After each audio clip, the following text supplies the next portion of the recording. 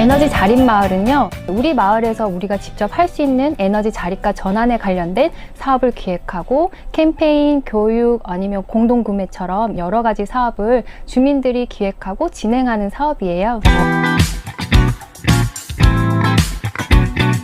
에너지 자립이 가능하지 않다고 해도 우리가 가야 되는 미래라고 생각을 하고 있어요.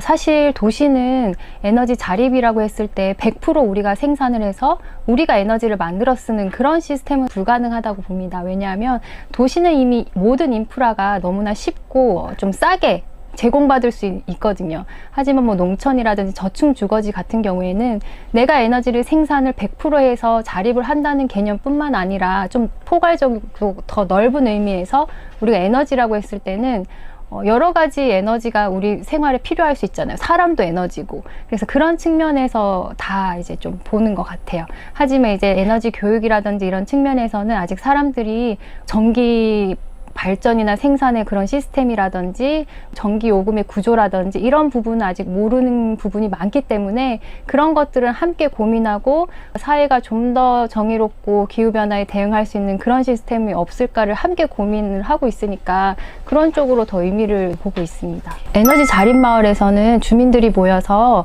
캠페인도 하고요. 주민들이라고 하면 실제로 생활을 하는 사람들이잖아요. 어떤 사회적인 시스템의 영향을 직접적으로 받는 부분도 있고, 그렇기 때문에 태양광 설치를 해가지고 전기 생산에 직접 참여를 한다던가, 뭐 멀티탭이나 텀블러, 장바구니 이런 얘기는 계속 많이 해왔었죠. 절약과 관련된 여러 가지 이제 소모품들을 소비하고 함께 공유하고 여기에 대해 정보를 나누고 이런 것들도 하고요. 제가 주로 했던 것들은 부녀의 할머니들과 강사님들하고 같이 에너지 교육에 많이 집중을 했었어요. 그래서 실제로 내가 한 번도 선생님으로서 교육 현장에 가보지 못했던 할머니들도 어린이집이나 유치원을 방문해서 환경 동화책이라든지 그림 그리기, 아니면 재생에너지는 이래서 우리가 지금 필요로 하는 거야 라는 좀 쉽게 풀어서 일반인이 일반인에게 전달하는 방법도 저는 좋더라고요. 쉽고 좀 와닿게 설명을 해주시더라고요. 그래서 그런 부분에서 좀 저희 자립마을에서는 사업을 여러 가지를 진행을 했었어요.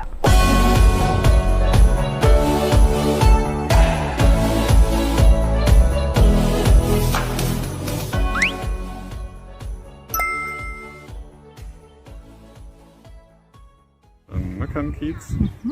It's a facility here in Berlin where Naturstrom provides electricity and heat based on sustainable solutions. We have some systems over here. We have a combined heat and power plant run by biogas, and I think, or we think that this kind of concepts of renewable energy in cities is quite important.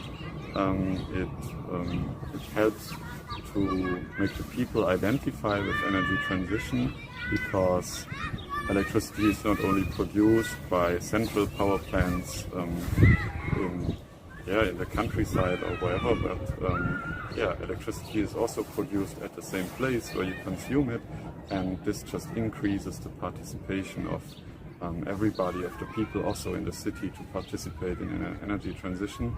And it also has other advantages, like it reduces carbon emissions by providing electricity by renewable energies.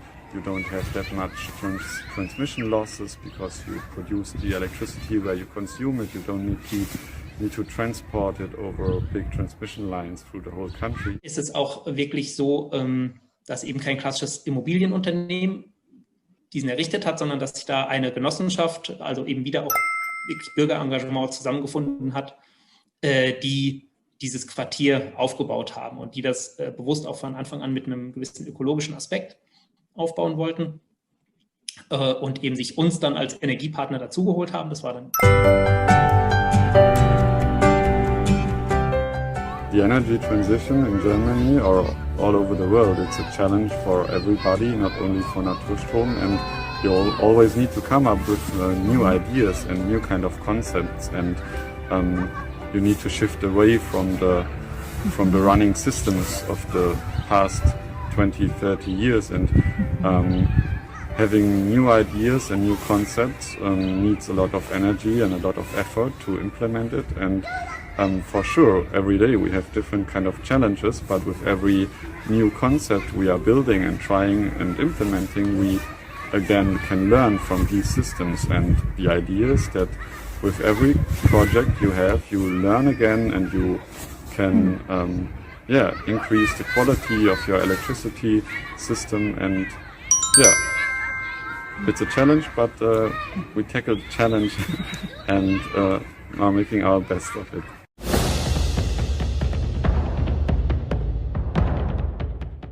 우리에게는 4가지의 사업 모델이 있었어요. 첫 번째 사업 모델은 에너지를 절약하려면 집이 따뜻해야 되거든요. 겨울에는 춥지 않아야 되고 여름에는 덥지 않아야 되고요. 그래야 냉난방 에너지를 줄일 수가 있어요. 그래서 그 집을 진단하는 프로그램을 개발을 했고, 그 집을 진단하는 프로그램으로 에너지 활동가들이 각각의 집집마다 방문해서 그 집의 에너지 성능을 검사하고 진단해주고, 에너지를 줄이려면 어떤 방법을 통해서 에너지를 줄일 수 있는지를 컨설팅 해주는 것까지 하는 게 첫 번째 이제 서비스였고요.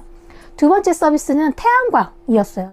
도대체 내가 설치한 태양광이 제대로 유지되고 있는지 잘 모르겠고, 발전량이 충분한지도 잘 모르겠고, 태양광이 빛 반사가 된다는데, 태양광을 청소를 해야 된다는데, 이런 식의 약간 불만들도 있는데, 이런 불만들을 아예 역으로 생각을 해서 이거를 서비스를 만들어서 사람들이 누구나 정수기 유지보수 하듯이 코디들이 와가지고 청소를 해주잖아요. 그걸 월결리비를 내고, 그 태양광도 그렇게 만들 수는 없을까? 이런 고민을 하면서 태양광을 유지 관리해주는 서비스 일자리를 만들었고요. 세 번째 서비스 같은 경우는 에너지 교육을 진행하는 곳들이 많고, 에너지 자립마을도 많이 하고, 자치구나 지방정부에서 에너지 전환 활동을 굉장히 많이 하는데, 우리 지역에, 우리 동네에 어떤 에너지 활동이 일어나고 있는지를 주민들이 잘 모르는 거죠. 학교도 마찬가지고. 우리 동네 에너지 시설들, 우리 동네의 에너지 현황들, 우리 동네의 뭐 재생에너지 설치 시설이나 뭐 햇빛 양이나 바람의 질 같은 것들을 교육과정으로 만들어서 아이들과 어른들에게 교육을 해보자. 그러면 그런 과정에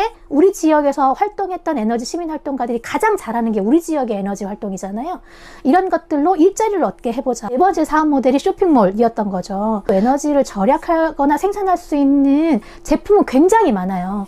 굉장히 많은 중소기업들이 새로운 서비스와 새로운 제품들을 개발하고 있고요. 이것들을 한눈에 볼 수 있는 쇼핑몰이 우리나라에는 없는 거죠. 그래서 한눈에 볼 수 있는 쇼핑몰로 구성을 해서 사람들이 매장을 한 바퀴 돌기만 하면 내가 에너지를 어떻게 절약하고 에너지를 어떻게 생산할 수 있는지, 그래서 탄소제로의 삶을 우리가 어떻게 꾸릴 수 있는지 한눈에 보게 하자, 이런 고민이었죠. 패션 쇼핑몰도 가면 한 바퀴 딱 돌면 내가 무슨 옷을 입어야 되는지 다 보이는 거잖아요. 그래서 그런 쇼핑몰을 만들고 싶었어요.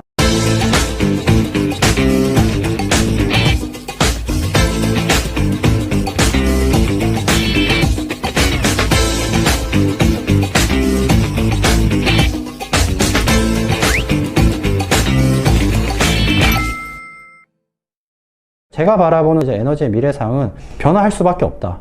과거에는 소비자들이 전기를 사용을 하지만 전기를 일방적으로 받는 주체였다면, 앞으로는 소비자들이 이제 전기를 생산도 하고 소비도 하고 거래도 하는 능동적인 주체, 과거에는 수동적인 주체도 이제 능동적인 주체로 변화하는 그런 시대입니다. 거기에서 발생되는 여러 가지 이제 시스템과 비즈니스 서비스들이 이렇게 나오게 되는 그런 이제 상황이라고 볼 수 있을 것 같고, 태양광이 점점 늘어났을 때 발생되는 문제점들을 가상발전소라고 하는 기술과 그런 솔루션으로 해결할 수 있도록 저희가 기술도 투자하고 또 서비스도 만들어 나가고 있는 그런 회사입니다.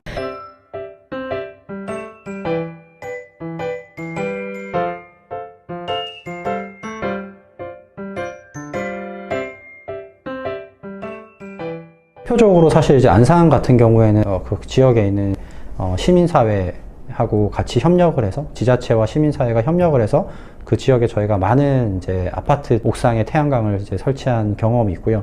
그 과정에서 제가 굉장히 크게 느꼈던 거는, 결국에는 시민들이 움직여줘야 되거든요. 일반 국민들이 움직여주고 시민들이 움직여줘야지, 그렇지 않으면 대규모 프로젝트로 갈 수밖에 없습니다. 대규모로 가고 뭔가 산으로 가고 이렇게 갈 수밖에 없다고 보여지고요. 해외는 그렇지 않거든요. 마을 단위에서 재생에너지를 사업도 같이 진행하시고 또 작게는 내 집부터 시작해서 작게 그렇게 작게 움직이는 게 사실 뭉쳐져서 굉장히 큰 힘을 내는 게 재생에너지고 분산에너지이기 때문에 저는 시민사회나 일반 국민들이 이런 부분에 대해서 조금만 관심, 인식 개선보다는 관심을 가지시면 자연스럽게 이 부분에 대한 인식은 생기실 거라고 생각하고요. 누구나 지금은 다 알지 않습니까? 지금 기후위기라는 표현을 쓰지만 이미 기후가 많이 바뀐 건 이미 다 느끼고 계시니까 이제는 관심을 가질 때가 아닌가.